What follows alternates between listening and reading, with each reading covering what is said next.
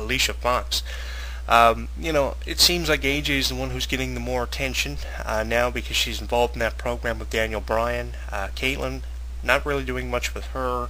They haven't got her in a feud with anybody. The most likely one she will feud with after WWE takes this program off of hiatus will be AJ, and that's not going to be really interesting. Like I said, we need to see something like Kaitlyn and Kelly feuding for the Divas Championship. That would be more interesting than seeing AJ and Kaitlyn, because these are two NXT rookies who need to develop their skills more before we can see great stuff from them. I haven't seen anything really entertaining from someone like Kaitlyn. When I first saw her on NXT Season 3, she seemed to be the one that WWE were favoring to win. So upon her victory of the show, which was really anticipated before the winner was ever announced this Season 3, you were expecting them to do a lot with Kaitlyn because she was a diva. She won the latest version of the Diva Search, in my opinion, and it seemed like they were going to do a lot with her, and they really haven't done anything with her since. She's been working in a couple of tag team matches with AJ, which of course culminated with Kaitlyn pulling a heel turn, which has now unfortunately been put on hiatus. As I mentioned, the original plan was to turn not only Kaitlyn but AJ heel as well, keep them as a tag team, and have them develop some hatred towards the fans. That probably would have been the better thing to do, because then we probably would have been able to see a tag team program between people like Kaitlyn, AJ, Kelly, and Alicia Fox. Alicia Fox is a great babyface, by the way. A tremendous, great idea to turn her babyface after having her be heel for the majority of her career. That would have been probably better for Kaitlyn and AJ to do, but unfortunately just Kaitlyn turning heel. And now we're left wondering, where is this going to take Kaitlyn? Because they haven't done anything since she pulled the heel turn during a tag team match, which I actually tweeted on our Twitter wall. It was a tag team match featuring herself and AJ against Pinup Strong. Pinup Strong wins via the sharpshooter to AJ from Natalya. AJ taps out, and then Kaitlyn walks away from her, telling her she doesn't want anything to do with her anymore. So where do we go from here? Is it going to be an interesting program when we see AJ and Kaitlyn? Are their NXT pros going to pay dividends when it's all said and done? Of course, Kaitlyn's pro is Vicky Guerrero.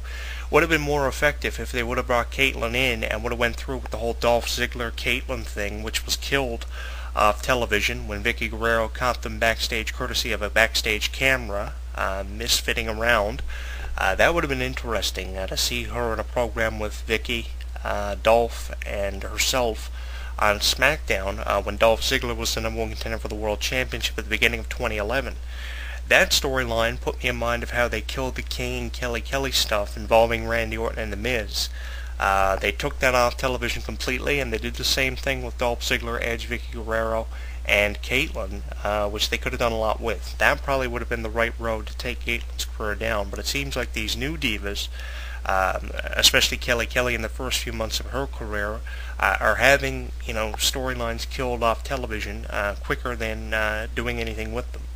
And that's the unfortunate thing. I really wish that they would do something more with storylines that are first introduced. You're expecting something big, a huge climax that never is followed through with, that should be. And, the Kaitlyn situation is a perfect example of that, a prime example of anything, of how WWE are especially doing this to divas more so than superstars now. They're putting them in programs with wrestlers and other divas, and having it canceled off television with no finality being put on them. I think that if you're going to kill it off television, you should have something better than having Randy Orton walking up to Kelly saying, "I just used you." I think what you should do is, if you're going to cancel it off television, have it have a stamp of finality put on it that actually means something to the career of not only the person that you're having the majority of the focus placed on, but the person who is also involved in the storyline. If there's more than one person involved, 3 or 4, have it mean some significance to their career. At least give us a hint as to what direction their career is heading in following this storyline. Because in the past, wrestlers have been left in the dark because storylines have been killed off television because of no following through with a climax or anything, and I really hate that. And WWE has a really bad habit of doing that, starting storylines and never finishing them. The Balls Mahoney Kelly story never finished. The Kane Kelly storyline never finished. And it looks like this Kaitlyn AJ story is not going to be finished, or at least for a while.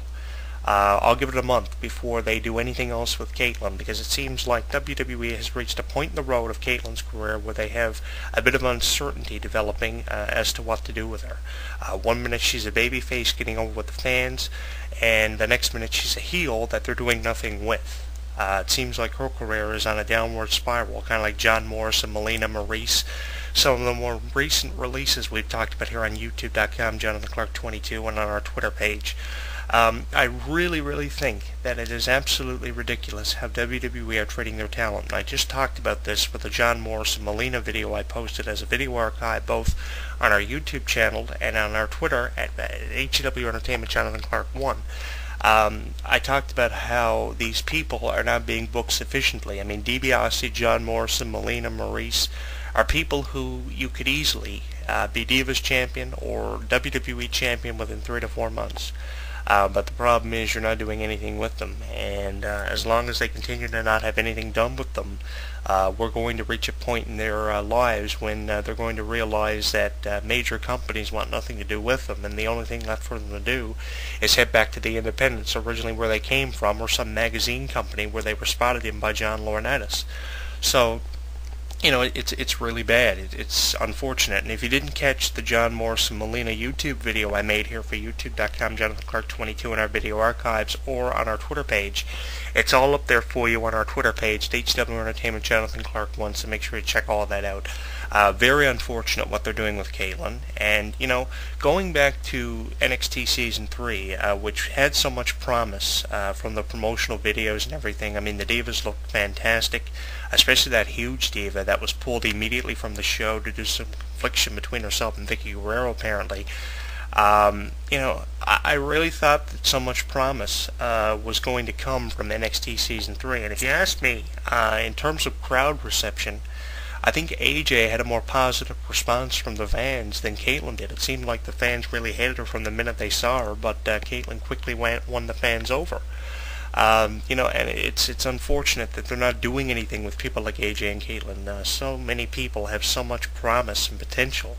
In the WWE Divas division, Maurice is one of the more phenomenal female competitors since Trish Stratus or Lita to come through the doors of WWE who had nothing done with her. You know, Divas champion 2 or 3 times and she's gone. Melina the same way. Divas champion 2 or 3 times, gone. She was even women's champion at one point. Both women's champion and Divas champion. I mean, Jillian Hall, another one, who I've spoken to many times. You know, Jillian Hall, great person. Could have been Divas champion at least 3 times in her career. Had it for about 2 minutes. I mean, you know, there are so many examples that I can use for this week's audio commentary of how talent is not being used sufficiently. And Kaitlyn seems to be another one. And this heel turn seemed to be a positive thing. It would be a positive thing if they would actually do something with it. And like I said, you know, she needs to have something more going on in her career than feuding with AJ for 6 months. What she needs is to be in programs with people like Eve Torres, Kelly Kelly, the top divas, at the top of the WWE Divas division. She needs to take out the representatives. Kind of like how Kane came out and chokeslammed John Cena, immediately going after the top dog to become noticed. And the same thing applies for the Divas division. You need to take out the top divas like Eve and Kelly Kelly, who presently, right now, in my opinion, are the top of the WWE Divas division. I mean, that glam slam that Eve Torres sustained at a recent pay-per-view offering was absolutely phenomenal and really put into perspective what Eve Torres is capable of putting herself through to be noticed. The glam slam definitely made her noticed, and she hasn't been seen much of since, but, you know, we're going to be seeing more of people like Eve Torres and Kelly Kelly who consistently take these phenomenal bumps from people who are consistently better than them inside of the ring and more bigger than them inside of the ring. And if Kaitlyn was doing the same thing, you know, giving these divas huge bumps or taking huge bumps from people like Karma or Beth Phoenix, I think she would be noticed more. And, you know, in terms of crowd response, it seemed like AJ was the one who was getting over more with the fans. So why not are you pushing AJ? What is the reason behind you not pushing her? You know, you have her in this program with Daniel Bryan. You could be utilizing her more in the program instead of having her kiss Daniel Bryan 5 minutes before a match each week. There needs to be more of a story behind people like Kaitlyn and AJ. And if you don't do that, then a lot of stuff is going to come negatively from this, and I really hope they do something with it over the next couple of months. I'm predicting within 2 to 3 months they'll do something with Kaitlyn's heel turn. As I mentioned, the only thing they did with her heel turn is have her turn on AJ at the conclusion of a Divas tag match, which was about 5 minutes in length. The video's up on our Twitter page at HW Entertainment Jonathan Clarke. One is the AJ YouTube video archive is, and a number of different AJ and Kaitlyn things are up there as well. I tweeted a photo of Kaitlyn as well on our Twitter page. Great photo of her, one of her first ever photo shoots from WWE.com. I think, they really need to do more with the Divas division. The Divas division is consistently being overshadowed. More great female wrestlers are being brought into WWE like Kaitlyn and AJ and not having anything done with them. I mean, the way AJ applies that octopus maneuver that was taught to her by her NXT Pro, Primo, is great. I have never seen a female competitor apply that octopus the way AJ does, better than anybody. Better than someone like Lita or Trish Stratus probably could. And why isn't she competing for the Divas Championship? Why isn't someone like Kaitlyn competing with the Divas Championship, who was definitely one of the more superior and more powerful divas at the 6 or 7 that were brought in for NXT Season 3. I believe there were 6 divas brought in with the cancellation of one of them due to some confliction from Vicky Guerrero. At least that's what I'm getting from the internet. I think that, the divas need to be used more, especially the NXT divas. They need to have something more said about them than just being mentioned as to being part of NXT Season 3. They need some background information thrown out. I mean, we need to know more about people like AJ, more than just she loves Mortal Kombat and playing retro video games. We need to know more about Kaitlyn rather than just she's a powerful person. What else is she outside of the ring? What best describes her personality? There's no history behind these divas, and that's a huge problem I'm seeing with it. Do you have an opinion on the utilization of the characters of AJ and Kaitlyn? I just recently talked about Kaitlyn on the AJ show, and I'm talking about AJ on the Kaitlyn show. I just recently talked about AJ for a YouTube video on youtube.com, JonathanClarke22. Check it out when you have the time. It's also up there on our Twitter page as the Melina and John Morrison release video is up there on our Twitter page. Send me your opinion. Join the conversation. Join the over 800 fans we have on Facebook at facebook.com, Jonathan Clarke, and follow me on Twitter at HEW Entertainment Jonathan Clarke. One following over 815 people with some new additions up there for you and some new tweets, over 200 tweets sent out at the present time on our Twitter page. Send me your opinion. I'd love to know what your opinion is. I know that opinions will conflict about the AJ and Kaitlyn situation. I know that a lot of people have different opinions. So if you have an opinion, leave me your opinion here on youtube.com, JonathanClarke22. And if your opinion is a cool opinion, in the words of CM Punk pertaining to John Laurinaitis, we'll share it with our listening audience. I think that there are going to be a lot of opinions about this. A lot of people are going to look at this storyline between AJ and Kaitlyn and use it as your piss break during editions of SmackDown or Raw when it comes to a Super Show. But I think that more people than people who are going to shed some negative light towards it are going to pay attention to it once it develops more.